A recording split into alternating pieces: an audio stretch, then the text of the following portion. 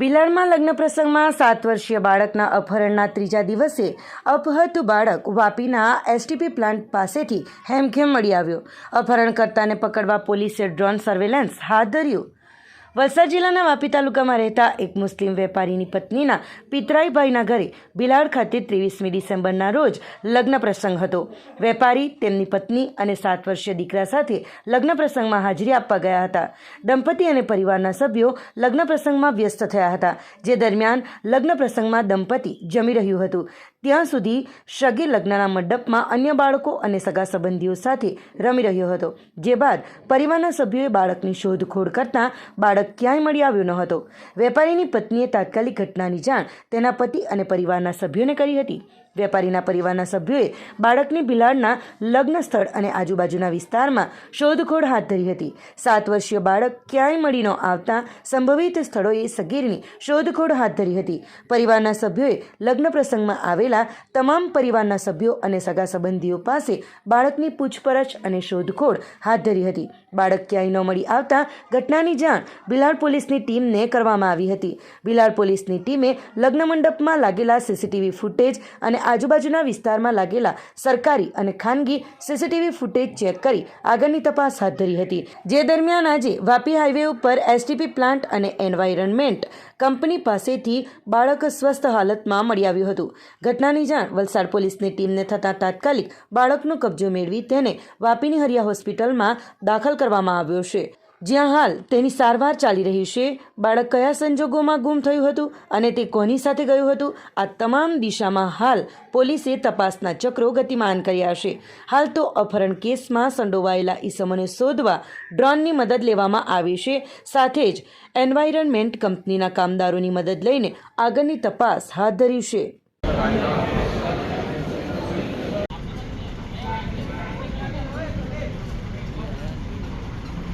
છેલ્લા 2 દિવસથી crime branch, SOG, Vapi town, Vapi GIDC અને ડુંગરા પોલીસ સ્ટેશન તમામ પોલીસ સ્ટેશનની ટીમો ભિલાડ પોલીસ સ્ટેશનની ટીમ સાથે સતત મદદમાં હતી, સતત સંપર્કમાં હતી।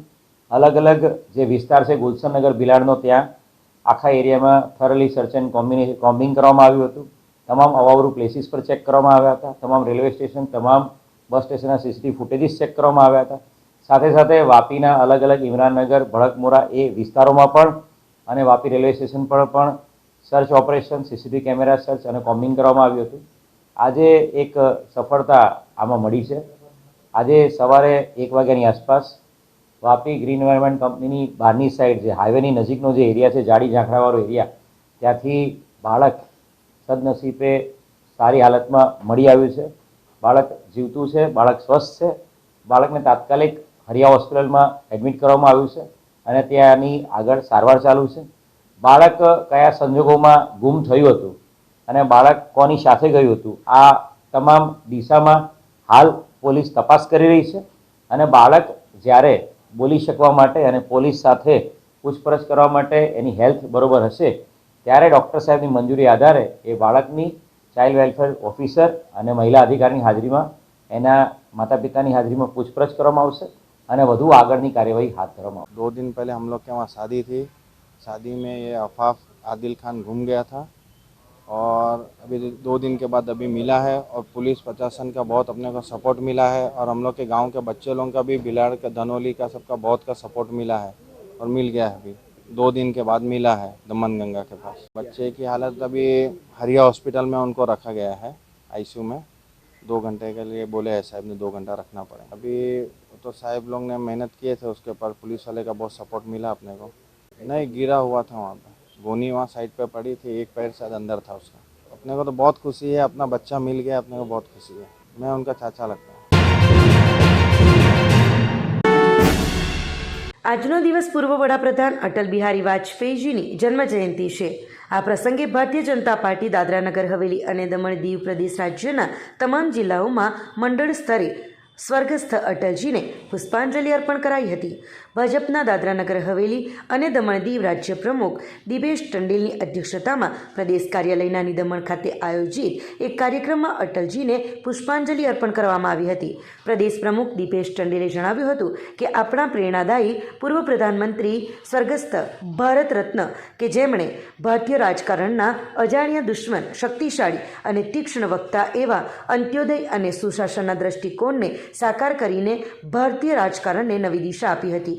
આ કાર્યક્રમમાં ભાજપના મીડિયા કન્વીનર મજીદ લધાણીએ અટલજીને તેમની કવિતા વાંચીને શ્રદ્ધાંજલિ આપી હતી. કાર્યક્રમ બાદ સુશાસન દિવસ નિમિત્તે પ્રદેશ કાર્યાલયના પટાંગણમાં મોદી સરકારની વિવિધ યોજનાઓ વિશેની માહિતીનું પ્રદર્શન યોજવામાં આવ્યું હતું. આ પ્રસંગે દમણ દીવના પૂર્વ સાંસદ લાલુભાઈ પટેલ, પ્રદેશ ભાજપ ઉપાધ્યક્ષ મહેશ અગારિયા, રાજ્યમંત્રી ફાલ્ગુનીબેન પટેલ, દમણ જિલ્લા ભાજપના પ્રમુખ અશ્વી દમણિયા, દમણ જિલ્લા પંચાયતના પ્રમુખ જાગૃતિબેન પટેલ, ઓબીસી મોરચાના પ્રમુખ હરીશ પટેલ, મહામંત્રી ભરત પટેલ, એસસી મોરચાના પ્રમુખ નિમેશ દમણિયા, દમણ નગરપાલિકાના ઉપાધ્યક્ષ રશ્મિબેન હળપતિ વગેરે આ બેઠકમાં ભાજપના પ્રદેશ પ્રમુખ પિયુષ પટેલ, પૂર્વ પ્રદેશ અધ્યક્ષ BM માછી સહિત ભાજપના કાર્યકરો પણ મોટી સંખ્યામાં ઉપસ્થિત રહ્યા હતા.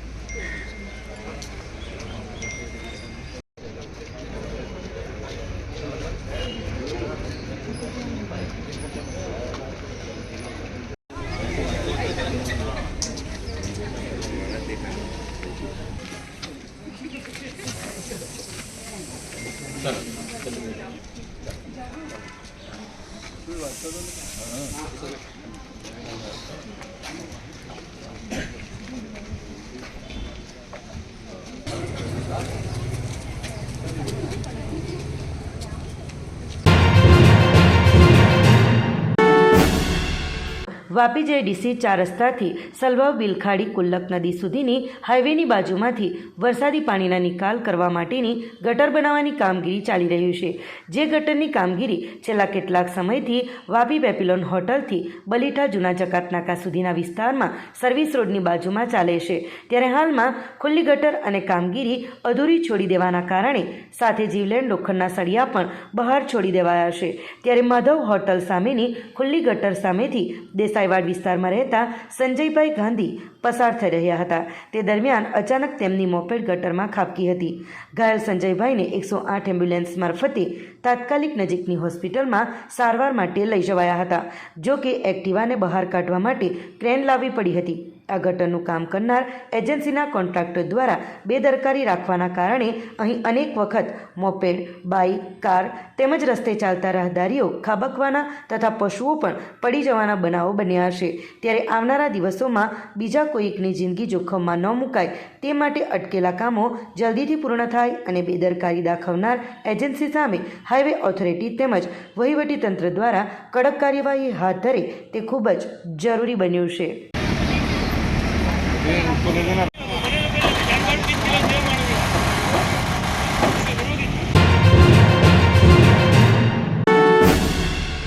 વલસાડના છીપવાડ ખાતે આવેલ હનુમાનજી મંદિરની સામેની ગલીમાં એક ઘરમાંથી મોબાઈલની ચોરી કરતો ચોર CCTV કેમેરામાં કેદ થયો.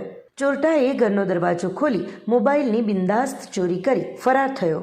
વલસાડ શહેરના છીપવાડ વિસ્તારમાં આવેલ હનુમાનજી મંદિરના સામેની ગલીમાં રહેતા નિર્મલાબેન ગુણવંતરાય ભંડારી પોતાના ઘરના પાછળ કામ કરી રહ્યા હતા. તે દરમિયાન કોઈક અજાણ્યો ચોર ઈસમ ઘર પાસે આંટા ફેરા મારી રહ્યો હતો.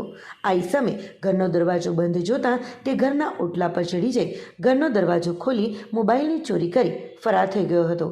આ ચોરીની સમગ્ર ઘટના સોસાયટીમાં લગાવેલા CCTV કેમેરામાં કેદ થઈ ગઈ હતી. મોબાઈલ ચોરી થવાની ઘટના અંગેની જાણ નિર્મલાબેને સિટી પોલીસ મથકે કરી હતી અને ફરિયાદ આપી હતી. વલસાડ સિટી પોલીસની ટીમ ઘટના સ્થળે પહોંચી CCTV ફૂટેજના આધારે મોબાઈલ ચોરને પકડી પાડવા માટેના ચક્રો ગતિમાન કર્યા છે.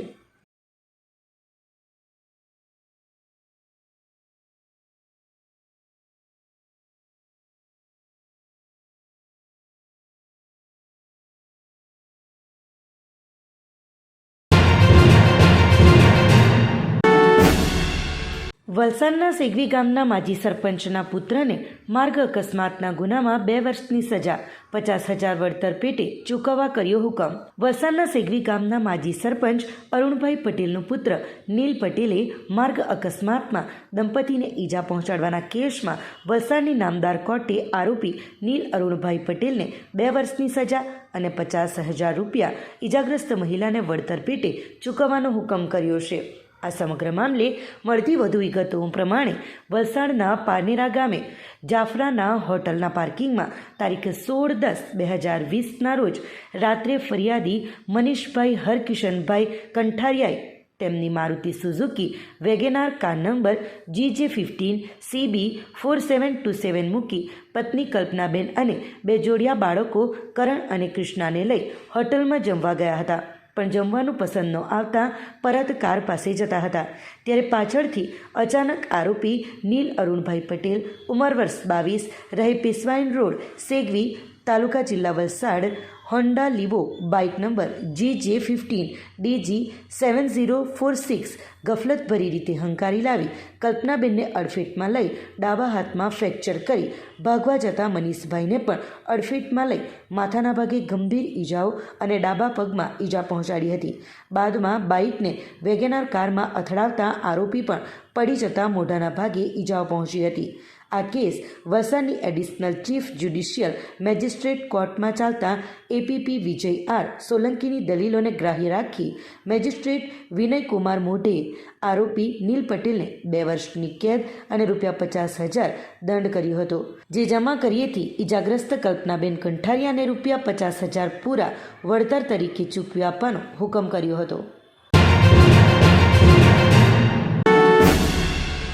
મરવડ મંડળના યુવાનો દ્વારા ભારત રત્ન સ્વર્ગીય અટલ બિહારી વાજપેયીજીને પુષ્પાંજલિ અર્પિત કરવામાં આવી. ભારત રત્ન સ્વર્ગીય અટલ બિહારી વાજપેયીની જન્મજયંતિ નિમિત્તે ભાજપ પ્રદેશ ઉપાધ્યક્ષ નવીન પટેલના નેતૃત્વમાં દલવાડા ગામના ખત્રી બાપાના પટાંગણમાં મરવડ મંડળના યુવાનો દ્વારા અટલજીને પુષ્પાંજલિ અર્પિત કરી હતી. આ પ્રસંગે મરવડ મંડળના ઈવાની ભંડારી, વિજય દમણિયા, પ્રવીણ પટેલ, વિનોદ પટેલ સહિતના કાર્યકર્તાઓની ઉપસ્થિતિ રહી હતી.